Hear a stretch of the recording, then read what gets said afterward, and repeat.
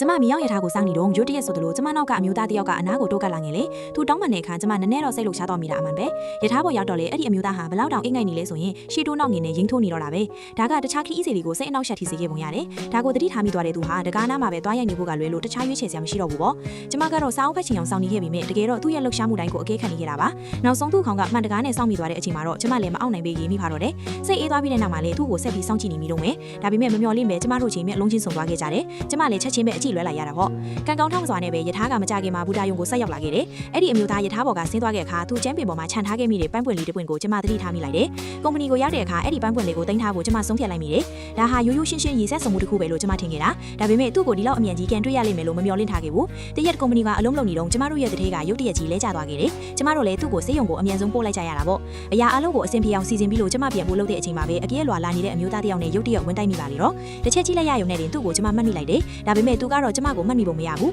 သူကချက်ချင်းပဲထပ်ပြီးတောင်းပန်ပြီးတော့အလောတကြီးထွက်သွားခဲ့ပြန်လေကျမလည်းဒါကိုတိတ်ပြီးဂယုမဆိုင်မိပါဘူး။နောက်ရက်အလောက်ခွင့်ရောက်တဲ့အခါမှာတော့ကုမ္ပဏီကဒီဝါလီခံရတော့မယ်ဆိုတာကိုလောက်ဖော်ပိုင်ဘက်တွေသိသွားကြတယ်။သူတို့အားလုံးကအလောက်ထွက်စာတင်ပြီးထွက်ဖို့ပြင်ဆင်ကြပေမဲ့ကျမကတော့သူတို့ရဲ့ဆုံးဖြတ်ချက်ကိုသဘောမတူခဲ့ဘူး။အဲ့ဒီအချိန်မှာလည်းအဲ့ဒီအမျိုးသားကရုတ်တရက်ရောက်လာခဲ့ပြီးလူတိုင်းကိုဝေခွဲမြောက်ဖြစ်သွားစေခဲ့တယ်။ဘာတွေဖြစ်နေတာလဲလို့ကျမတွေးတောနေမိတဲ့အချိန်မှာလည်းသူကသူ့ကိုယ်သူမိတ်ဆက်လာခဲ့တယ်။တကယ်တော့သူဟာကျမတို့တတိယသားချင်နေခဲ့တာပဲ။အဲ့ဒီနောက်မှာတော့အကျွေးရှင်တွေရောက်ပြီးအကျွေးငွေစာချုပ်ကိုချက်ချင်းထုတ်ပြကြတော့တယ်။ဒါကိုမြင်လိုက်ရတဲ့ကျမရဲ့ log for ဘက်တွေကတော့ချက်ချင်းပဲအလောက်ထွက်ဖို့ဆုံးဖြတ်လိုက်ကြပါတော့တယ်။ကျမကလူ့စွမ်းအားအရင်းမြစ် human resources ဌာနကိုတာဝန်ယူထားရတာဆိုတော့သူ့စီကနေလက်မှတ်သွားတောင်းဖို့ကလွဲလို့တခြားနည်းလမ်းမရှိတော့ဘူးပေါ့သူကအဲ့ဒီဖောင်ကိုမြင်လိုက်တဲ့အခါကျမကိုအချိန်နည်းနည်းလောက်ပေးဖို့ရုတ်တရက်တောင်းဆိုလာခဲ့တယ်သူ့ရဲ့ရိုးသားတည်ချေတဲ့မေလုံးတွေကိုစိုက်ကြည့်မိမိတယ်ရင်ကျမလည်းတစုံတစ်ခုကြောင့်စွန့်စွဲသလိုမြင်မောသွားပြီးနောက်ဆုံးသူ့တောင်းဆိုချက်ကိုသဘောတူလိုက်မိပါတော့တယ်